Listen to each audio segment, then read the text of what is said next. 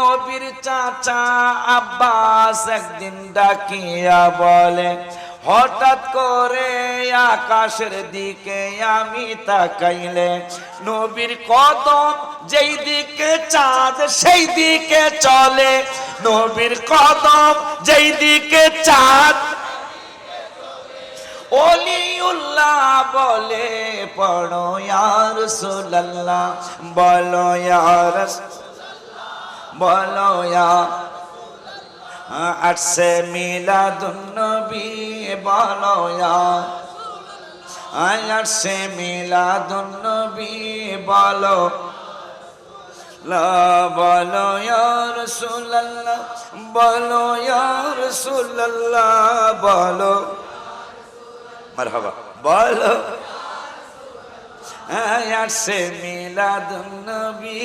বলো